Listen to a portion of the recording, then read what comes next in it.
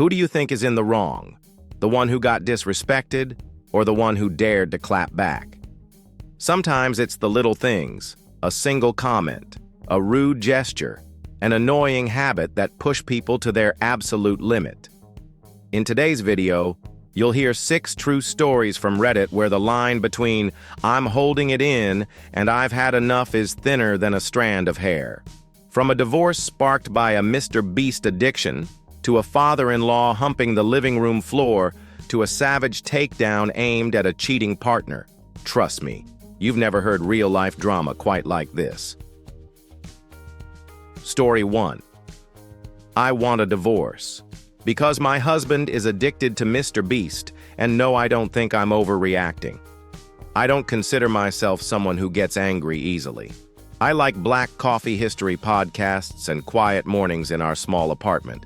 And yet these days, every single morning of mine starts with a man screaming, "The last person to leave the circle wins $10,000. Yep, that's MrBeast. And yep, that's at 100% volume. My husband is 26, I'm 24. He used to be a DJ back in college, so he's partially deaf in one ear. I get that. I really do. What I don't get is why I feel like I'm sharing my home with MrBeast. It's not just a video or two. He's addicted. Every time he plays a video, it's like he's opening the gates of audio hell. No headphones, no subtitles, no regard for anyone around. I hear MrBeast while I'm doing dishes, while I'm showering, while I'm using the bathroom. And the worst part, he brings his phone to bed and lets the videos play all night. One time I woke up at 3 a.m. to a strange noise. I thought we were being robbed. Turns out, it was just MrBeast yelling that he just bought 5 houses to give away to strangers. I laid there wide awake, eyes wide open, and I thought, who the hell did I marry? I've tried everything. Bought him new headphones. I don't like having things over my ears. Got a fancy Bluetooth speaker. I prefer the raw sound of my phone. Turned on subtitles. I don't want to read when I'm relaxing.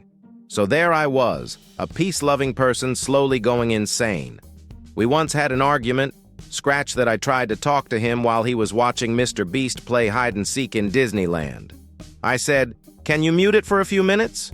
He answered without even glancing at me. "This video is so good. Just give me a sec. Just give me a sec." Last week, I had a major presentation at work. I needed to get some sleep. At 10 p.m., he was still watching MrBeast build a house out of Lego. I asked him to turn the volume down. He hit me with the classic "only 10 minutes left." That video was 22 minutes long. And then YouTube autoplayed 3 more videos. I got 3 hours of sleep that night. While I was putting on makeup the next morning, I heard MrBeast yelling from downstairs. We got trapped in a haunted house for 24 hours. I put my brush down, walked into the kitchen, looked him dead in the eye and said, "If you play MrBeast one more time before 9 a.m., I'm filing for divorce." I'm not joking. He scoffed like I was being dramatic, but I wasn't. That afternoon, I went to our city court's website, downloaded the divorce form, printed it, and left it on the kitchen table. He saw it. Didn't say a word the entire evening. The next morning, he told me I was disrespecting people with hearing issues, that having hobbies isn't a crime, and that I was being selfish. Want to know the truth? He might be partially deaf, but I'm being mentally wrecked every day by the non-stop noise and his lack of consideration. One time, I had a pounding headache, collapsed on the sofa. He walked by, handed me a glass of water, and then went right back to blasting MrBeast in the other room. The video I gave a homeless man $1 million. All I wanted was darkness and sleep. We used to love each other so much. He was kind, thoughtful, funny. But something over the last 2 years shifted. It's like he became a side character in his own life, and MrBeast became the main one. And I don't want to live inside a YouTube channel anymore. What do you think? Am I really being unreasonable for wanting just a little peace, a little quiet in my own home? Or is he the selfish one for prioritizing his personal entertainment over his wife's sanity and emotional well-being? I haven't filed the divorce papers, but they're still on the table. And every time I hear MrBeast from the bathroom, I stare at them just a little bit longer. Story 2. At least I still have a husband. I'm 29. I got married when I was 20 and my wedding wasn't exactly a fairy tale. It was small, simple, some might even say cheap. I prefer the word cozy. And it was truly. We got married with almost nothing in our bank account. The wedding was held in a tiny hall borrowed from my old high school. Decorations were handmade by family members. The reception was a self-serve buffet. No $10,000 dress, no fancy floral arches, no live orchestra. But we had each other, and for me, that was enough. Helping me decorate that day was my cousin 36 now. She's the kind of person who loves colors, flowers, parties, and honestly, without her, my wedding might have looked like a kindergarten parent-teacher meeting. I was super grateful, and I made sure to tell her that multiple times during the wedding. I even gave her a small thank you gift afterward, even though I knew she never expected it. Now here's the fun part. She got married just a few months before me, and her wedding looked like it came straight from the premium version of Pinterest fireworks, a live band, a princess-length gown, and even a dessert table for guests' pets. Everyone called it perfect. And I agreed as long as you didn't ask about the marriage that followed, because she got divorced 4 years ago. That's right. The marriage didn't even last 5 years. Since then, she's been living a single, independent, and frankly, bitter life. And the part she's the most bitter about my wedding, she loves mocking it. At first, I thought she was joking, but then she just kept bringing it up. At every family gathering, oh my God, remember your tiny wedding hall looked like a 5-year-old's birthday party. That dress looked like something rented for $10 at a thrift store. No open bar at the wedding. Your guests must have died of thirst. I laughed it off. I ignored it. I pretended not to care because, honestly, I didn't. It was actually kind of funny, like who holds on to someone else's wedding for 9 years. But then came Father's Day, and she took it to a whole new level. I walked in with my husband and our 4-year-old son. Didn't even get to pour a drink before she came over dragging along her new boyfriend. The kind of guy who wears button-ups with 3 buttons undone just to show off his dragon-eating-a-burger tattoo. She said to him loud enough for everyone to hear, "You don't know this, but my cousin's wedding was a disaster, who uses fake donated flowers for table centerpieces." Everyone laughed. I smiled politely, greeted her boyfriend, and turned away. But she wasn't done. And the cake, she added. It was leaning sideways, looked like a bread dough version of the Leaning Tower of Pisa. By now, the relatives nearby were clearly uncomfortable. My son tugged at my dress and whispered, "Mommy, are you getting scolded?" I looked at her, and then something in my brain flipped. I looked her dead in the eye, gave her the sweetest smile I could muster, and said, "Well, at least I still have a husband." The entire BBQ area went silent. Even the hot dogs on the grill seemed to stop sizzling. She turned red. Her boyfriend stepped half a foot back. A kid giggled. An aunt coughed awkwardly. And my mom bit down on her plastic cup to keep from laughing out loud. She walked off without saying another word. But the rest of the family, oh, they were thriving. I overheard comments like, "Well, she had it coming." About time someone said something. Now I really want to ask, was I too harsh? I mean, I was just defending myself after nearly a decade of her passive-aggressive jabs. I've never brought up her failed marriage, not once. I've never weaponized it, but she made my wedding one of the most meaningful days of my life her annual roast topic. And this one time I pushed back. One line, one jab, one moment. What do you think? Was I out of line? Or did she finally get exactly what she's been dishing out for years? Story 3. I knew my husband was cheating, but I said nothing, because I had a plan. I'm 27 years old. I'm a mother of 3, one is 5, one is 1, and one is just 2 months old. And yes, I'm exhausted. The kind of exhausted that drains you both mentally and physically. But being exhausted doesn't mean being stupid. My husband, the man I once thought was the rock of our family, was cheating on me while I was holding our newborn in the recovery room.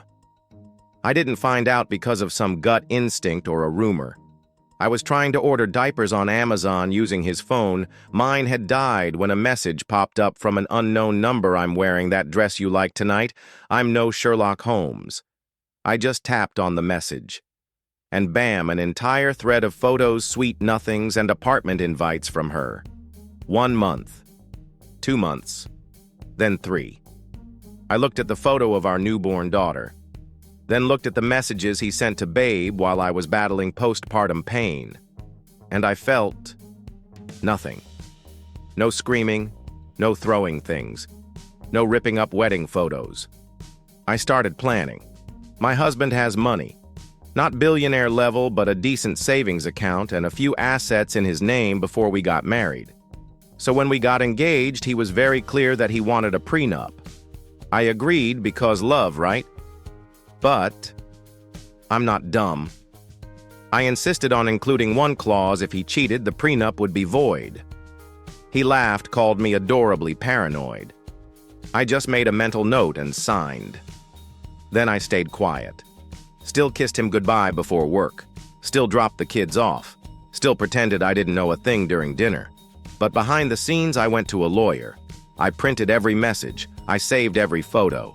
I tracked GPS history from when he said he was traveling for work, but was actually at her apartment complex. I documented everything. Even got a screenshot where he wrote, "I wish I could live with you instead of that cold wife back home." Cold. Your wife is pumping milk, changing diapers, and writing work reports at 2 a.m. Cold my A. A week later, he confessed. Yup. A week after I'd already compiled enough evidence to bury him in divorce court, he walks into the kitchen with this repentant look and says, I cheated. I'm sorry. I want to change." I sipped my coffee, looked at him, and replied, "I know." The silence that followed was longer than the one after he proposed to me. He stammered, "You knew. Why didn't you say anything? You've been hiding this from me." Right.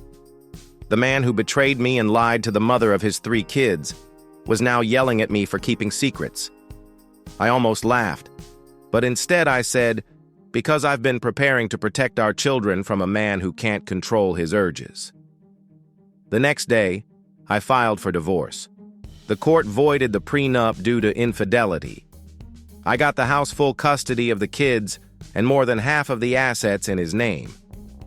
I didn't feel happy about doing it, but I didn't feel guilty either. He walked out on this family the moment he walked into that other woman's apartment, while I was still in a hospital bed, fee in my arm. Now I ask Reddit, am I the bad guy for staying silent and waiting for the right moment to make my move? Was I too cold for not crying or screaming, but instead planning like a lawyer in heels? I used to think love meant forgiveness. But now I believe love also means knowing when to protect yourself and your children at all costs. So what do you think? Am I cold, or was I the only one left with any empathy for myself and for the 3 innocent kids more than for a man who chose betrayal? Story 4. I told my father-in-law to stop humping my living room floor. Now the whole family thinks I'm a killjoy. I'm 28 and I'm a mom to a 7-month-old baby boy. Before I had a child, I thought postpartum challenges would include sleep deprivation, low milk supply, or maybe depression. Nope. Turns out the thing that would stress me out the most was watching my father-in-law hump the floor in my living room. I wish I were kidding. It all started when my in-laws came to visit my husband's parents and his 3 siblings. They live in another state, so we don't see them often. I cleaned the house, cooked meals, prepped the guest rooms. I really tried to be welcoming. That evening, after putting my baby to sleep early, everyone gathered in the living room, sipping tea, chatting, and stretching. Yeah, I know it sounds weird, but my in-laws have this post-dinner movement ritual, which basically means they start doing random yoga poses in the middle of the living room. I was sitting on the sofa, politely scrolling on my phone and smiling, when suddenly my father-in-law, who is almost 60, decided to switch things up. He laid down on the floor and started doing a move I don't even know how to describe, because it wasn't yoga. It wasn't stretching. It was humping. Humping. My living room. Floor. I froze. My mother-in-law stared at me like, "Oh, you'll get used to it." The three siblings burst out laughing like it was some stand-up comedy routine, and me, I just sat there, completely stunned, like a brick with a pulse. You know what made it worse? He was looking at me while doing it, not a passing glance. That look. The one that screams, "Heh! Bet you like that, sweetheart." I thought I was losing my damn mind.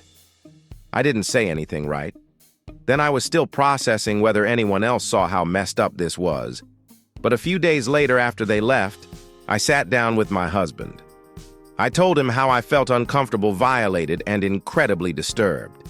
I didn't yell. I didn't accuse anyone. I just asked him to understand. And his reaction? "You're overreacting." He was just being silly. The whole family's used to it. You're the only one who's sensitive. I was stunned. I said, "Silly, would you feel normal if my dad rolled around on the floor groaning in front of you?" Then came the backlash from the rest of the family. They said I was too uptight, that I hate fun, and that she always finds something to complain about when we visit. My father-in-law even compared me doing a TikTok dance in his house to him humping my floor. He actually said I didn't complain when you were dancing around in front of everyone. Why make a big deal about a little joke?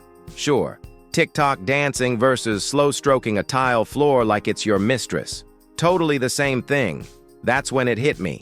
This family has normalized some seriously concerning behavior, so much so that no one even sees how gross it is anymore. They don't want me to have fun. They want me to stay silent, and I refuse. I told my husband, "You can call it a joke. I don't. And I'm not raising our son to think this crap is normal." I made it clear. Next time anyone humps a floor in my house, especially in front of me, I'm kicking them out. I'm not joking. So here's my question. Am I being too uptight, or am I just the only person in the room who can still tell the difference between goofing around and being flat-out creepy? I'm not trying to ruin anyone's fun. But if your idea of fun is dry humping my tile floor in the middle of the living room, maybe you should just stay home. What do you think? Am I the buzzkill? Or am I the only one left with a shred of decency in a family that clearly lost theirs a long time ago? Story 5. I tipped 83 cents on a $91 meal, and I don't feel bad about it. That night, my wife and I went out for dinner at a popular Italian restaurant. Not a 5-star fancy kind of place, but not a roadside joint either. Just a decent spot for a casual date night. The food was fine. Not amazing, not awful. The pasta was a bit cold, but hey, I'm not the kind of guy who writes angry TripAdvisor reviews. Everything was going smoothly, until the bill came. I handed my card to the server, a young woman maybe around 20, and went back to chatting with my wife. 2 minutes later, she returned and slammed the card down on the table, saying just one word: declined. No, sorry, it didn't go through. No. Would you mind trying a different card? Just declined. Cold. Like I was trying to dine and dash. I raised an eyebrow and reached for another card. While I did that, she just stood there, staring at me. Like I was some shady dude trying to scam a free meal. I asked, "Are you okay?" She replied, "If I run this card and come back, will you still be here?" Excuse me, what? I actually laughed, thinking it was a joke. Her face, stone cold. No smile, no warmth. Granite.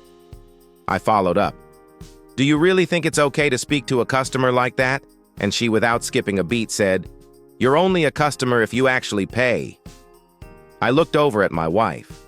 She whispered, "Maybe she's just dealt with too many scams." And look, I get that. But being scammed too many times doesn't give you a free pass to be rude. The second card worked. She brought back the receipt silently. I tipped 83 cents. Because frankly, that's what her service was worth to me. The total bill was $91.17. I rounded it up to $92 and slipped the check back into the little leather folder. As I stood up to leave, the server rushed back and looked at me like I'd just murdered her childhood pet. "You're seriously not tipping me?" she asked, like I'd just denied her a college scholarship. I calmly said, "You were rude to me.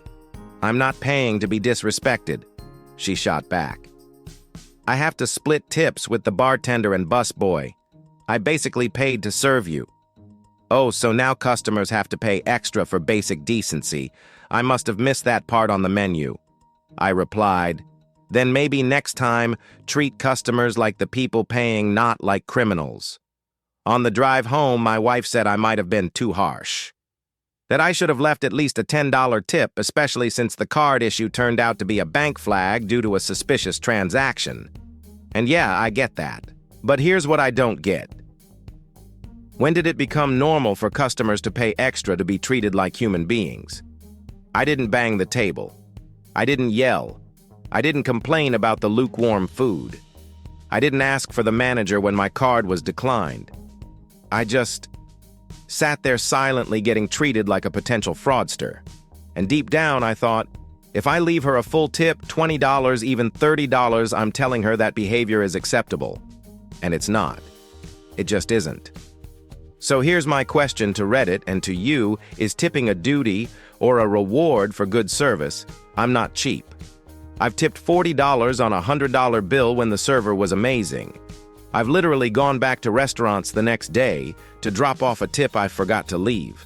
But that night I tipped 83 cents, and honestly, that was the kindest thing I could have done. What do you think? Was I being a jerk, or just someone who refuses to pay for disrespect? Story 6. I told my mom. Her husband was just the man she cheated with, and she lost it. I'm a 27-year-old woman. My parents divorced when I was 10.